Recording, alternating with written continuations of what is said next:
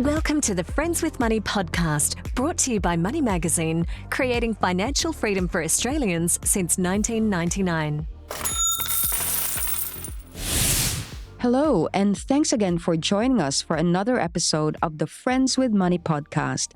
It's Michelle Baltazar here, editor-in-chief at Money Magazine. Thank you for joining us. A year ago, we did an episode on how to avoid online scams, and we'll share the link to that again in the show notes. Today, we want to expand on this topic by finding out what to do if you've lost money to a scammer, despite your best efforts. How do you recover from the financial loss? What do you do in the first 48 hours after discovering that you've been a victim of an online scam? If you stick with us until the end of this episode, we'll also share what is the new government law that could be introduced by the end of this year to catch cybercriminals before they can get to your bank account. So with us today to talk about online scams and what to do is Helen Baker, a licensed Australian financial advisor with more than 15 years' experience. Informing her work, Helen has completed a master's in financial planning and a master's in innovation and change on top of her accounting degree. Helen has also authored 3 books on becoming financially savvy, including the book On Your Own 2 Feet, The Essential Guide to Financial Independence for All Women. Helen, thank you for joining us. Thank you. Hello. Now, this is very topical for us because in the absence of making extra income right now, we want to know how can we protect the money that we already have. So tell me a little bit more. Why are you so passionate about talking to people and educating them about online scams? Well, I think with not only the scams, but any kind of investment that you make, the sense of loss is felt way more than if you have a great win or a great upside or your investments are increasing. And for a lot of people, there's just no time to recover. And I think the thought is, Australians are rich, they've got a lot of these things, but our cost of living is very high. It's very different here to other countries in terms of the cost of housing and so on. So, losing some money is really quite detrimental to a lot of people. And one of the big passions, obviously, is for women. We have 40,000 women living out of cars in Australia, which is horrific. And we do not need to be adding to that total. Yes, and I think we have to define what kind of scams we are talking about. There's obviously the fake bill scam where people might lose anywhere between $200 and $1,000. But the one that I'd like to talk to you in particular is when people lose as much as $18,000, $50,000. This could be someone sending their home deposit to the wrong bank account or someone giving their money to a term deposit company that turned out to be fake. I mean, we're really getting serious now about how much cyber criminals are making. 100%. And that's the biggest issue, I think, is because they only need to catch 1 or 2 on these really big amounts, and they're like life-changing for them as well, just as much as they're life-changing for people on the other side. So let's focus on this one case study. I read in the National Anti-Scam Center website that this person, John, he's a small business owner. He has a supplier based in China. He got an email saying, for the next invoice, can you please transfer the amount to this account? And true story, he sent them $32,000. Didn't get the goods after 2 weeks, came back and said, well, where is it? And that's when he discovered that money's gone. So let's talk about the first 48 hours after you've been scammed. What do you do? Yeah, so the first 48 hours is obviously do not put your head in the sand. There's a sense as a victim of any crime that it's only happened to me and there's a shame attached to it. You must get on the front foot as fast as possible. Time is of the essence here. And what banks and institutions are looking at now is starting to slow down this transfer of money. So instead of being instant, and we sometimes get frustrated because something didn't move overnight, it's actually there somewhat now for our protection, can take up to 4 days. So these kind of delays allow you some time to get in contact with the institution and help them become aware that this is an issue and see what they can do to try and get as much money back as possible. I must stress that that is a very important change in the last 12 months, where in the past, there's that sense of within 3 hours, your money's gone. But now banks are holding those funds for as long as a couple of days, I believe, in some cases. So you do have that chance to recoup your money. Yes, depending on which the institution is. So if you look at different organisations that are not linked directly to a bank, so it could be, for example, like certain superannuation or investment organisations, then they're slightly different. But the banks in the back end have AI, they have people talking to each other, they're cross-referencing with each other. So there are things happening out there to try and protect and try and delay the money, but you need to pick it up quickly, obviously. All right. Now, do you get the police involved, or is there a government agency that you need to call once you've discovered that you've been scammed? Yeah, so you can go to the ACCC Scam Watch and obviously log so that we're protecting other people and getting the messages out there as well. Police is good as well. And also getting on to lawyers if it's something to do with some sort of loans or documents that you've signed. So getting as much support as you possibly can from all the relevant organisations is what you need to do to shut this thing down as quickly as possible. And try and help others avoid suffering from the same fate. I think that's right. As a community, people, the more that this continues, the more people there are at risk. And obviously, some are more vulnerable than others. But we often think it's certain demographics that are going to get caught by these scams, but it's actually across the board. And one of the biggest issues is actually time. People are clicking on things because we're in a hurry, we're busy, we're half checking these things, or it seems like it makes sense. And I think we need to be more vigilant about doing more work up front before we're clicking on any kind of button to send money anywhere, because we know that at some point statistically that something is going to come through that is not trustworthy. I know. I'm just going to throw in a couple of stats here. Last year, more than 600,000 scams were reported to the ACCC, and we lost a staggering 2.74 billion. So I did a rough calculation here, and it's literally every day there would be more than 2,000 scams reported. So you're right that you're not alone. This has unfortunately has become the new norm. So, okay, so we know that the first 48 hours is crucial. Now, how can you secure your other accounts? Because often we have multiple bank accounts, or we may have other kind of bills where the passwords are the same. Yeah, exactly right. So there is that generic password that gets transferred from one to the other. And there's been a lot of talk about changing passwords. But if someone's been hacked in, they can see what's inside to some of these things as well. So you might have any kind of password. The issue is more about building in these next levels. So rather than just being one way of clicking on a password, clicking into something and moving forward. So you want to look at where there are organisations, and a lot of organisations, particularly the banks and the institutions, are moving speedily on two-factor authentication, which means you'll get something through and then you'll get a special code that will only come to your phone or to an app that is on your phone. And again, there's various levels of this that the institutions are building, because at some point they're going to work out ways, and they already have in some, where they can get to your phone number that picks up the authenticator as well. So there's more and more of these protection mechanisms being built in order to protect your money and to protect the institutions as well. All right. And the good news is that I think we're all now getting used to two-factor authentication. This happens a lot now. And thankfully, banks are also becoming more proactive, where they do try and encourage two-factor. Sometimes it could be the biometrics ID, which is great if you're the only person using your phone.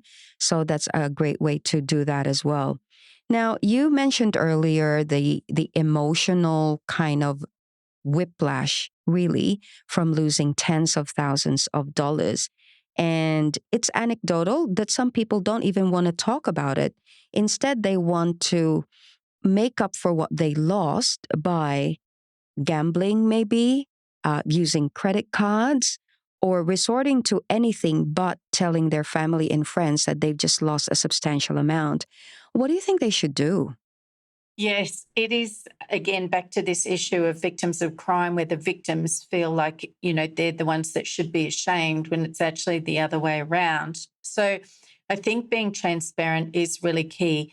You need to be careful not to get into more debt by doing these things, or in some cases, people might go, well, I've retired, or I was going to retire. Now I need to start doing all these different things to boost my super back up or my investments back up. And the risk with that, obviously, is you get scammed in a very different way. And the whole get rich quick schemes, where it might not be done in the fashion that it came through this way, but it'll be done in a different way, where you promise something that's not realistic to be delivered, but you sign up for it because I've got to recover into that panic. So you need to consider, and this is where probably the financial advice component is a necessity, or a financial counsellor as well.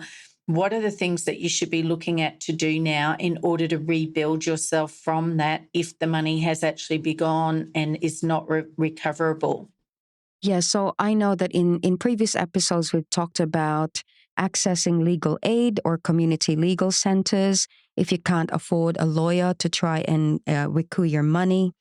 I also know that one thing that we've said to people who couldn't afford their mortgage repayments, for example, because you just miss 1 month of mortgage repayment and suddenly your credit score is affected, etc. Do you think they should access hardship provisions? Or is it covered by insurance at all when you lose money? What are the other options here? Yeah, that's a great question. I was talking to a general insurance broker about this the other week, because I was saying, we talk about it from a business perspective about cybersecurity and insuring businesses, but what about people insuring for themselves, just based on the statistics and the vulnerability of people to get caught? So there are some insurances that are out there. It's worth talking to a GI broker. GI is code for general insurance broker, to start to look at those kind of things. Some of the institutions for which you're embedded will maybe have insurance that does cover you, but it's pretty hard if you've clicked on certain things, because once you've clicked on those, it's kind of like it's not their responsibility anymore, and it moves away from that. So I think understanding what the parameters are around having some sort of insurance, so that you understand when you are covered and when you're not. Just like a house, if it's flooded and you don't have flood insurance, well, or you do, but something's happened, it's not been managed in an appropriate way. So again, the detail of all of those things are really, really important. Again, I'll just repeat that. You want to talk to a GI broker, a general insurance broker, just to look at your options if it's relevant to you, and to seek professional financial advice if that is also the case where the stakes are really high, if you're a small business owner, or if it's just you're reliant on just one income. So finally, we've talked about the first 48 hours. Now, what about in the long term? So we've got this person, they've just lost $32,000, $50,000. What can they do in the next 5 years after? Yeah, so I think it's going back to the absolute basics about how do I build wealth, which goes back to, what am I earning? What can I cut back on my spending that makes sense? How do I then invest this surplus that I hopefully have to try and rebuild my wealth? Do I put it into super? Do I put it in another investment? Do I pay off my home? What do I do? What's right for now? What's right can be different in future years. Can mean, for some people, unfortunately, having to go out and get that second job or that extra way to earn income.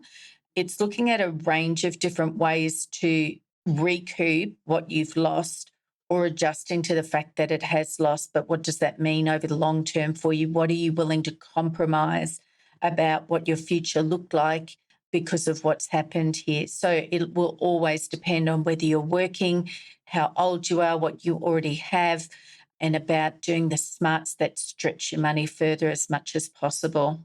What if you're a self funded retiree? If you're a self-funded retiree, depending on the amount that's lost, you might want to talk to Centrelink about now whether you do qualify for some sort of age pension or part pension or something similar that's in that vein, whether it's carers or so on. So it will depend on what the amount of money is. And again, it's always looking at what are these things that I don't know, and getting the support around you from those who will care about your situation and try and help you to rebuild as much as you can or stabilize where you're at for your future so you still feel safe. All right. So at least you know that there is the option to look at part or full pension if you're a self-funded retiree and you've just lost your money, especially on investment scams. By the end of the year, the consumer regulator is looking at forcing internet companies to proactively stop hosting scams, or else they'll face hefty fines. So, an example on this is that AI trading platforms that are advertising, and it's endorsed by deep fake images of Andrew Forrest, the mining magnate, or it could even be Elon Musk, for example. So, if any of these internet companies, whether it's Facebook or it could be a GoDaddy site that is hosting a domain that is false, they could face fines of up to $50 million. So this really shows that there are big bucks swirling around online scams these days. Yeah, and I'd just like to comment as well. I think while we're talking about this, it would be really good if the government applied pressure or the institutions applied pressure about who is holding what information. There is a lot of our personal information that is being held by organisations who just do not need to be holding that information. You know, you can go sign up for something, even like one thing, I just signed up for tickets the other day for a band and it wanted my date of birth. Like, I understand they're trying to check if you're over 18, but you know, you shouldn't be holding all of that information because there's no guarantee from any organisation that you can't be hacked.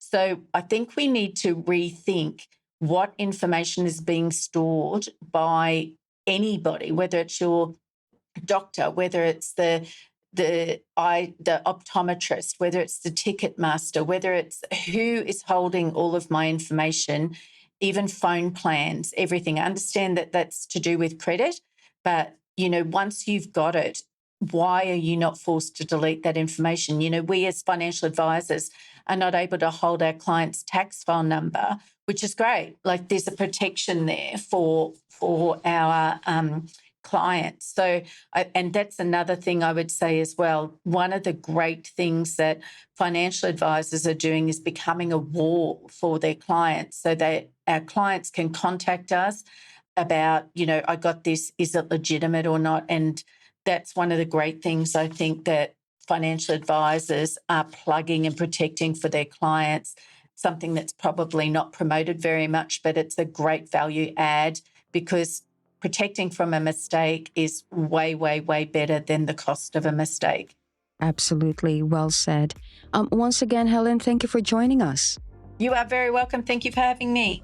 Now, before we go, if you enjoy listening to the Friends with Money podcast or this episode, please share it with your friends and family. Got a finance question you'd like us to cover in future episodes? Drop us a line on podcast@moneymag.com.au. Until next, I'm Michelle Baltazar. Bye for now. Thanks for listening to the Friends with Money podcast. For credible, independent, and easy to understand financial commentary, visit moneymag.com.au. Please remember that the views and opinions expressed in this podcast are general in nature, and further independent advice and research based on your personal circumstances should be sought before making an investment decision.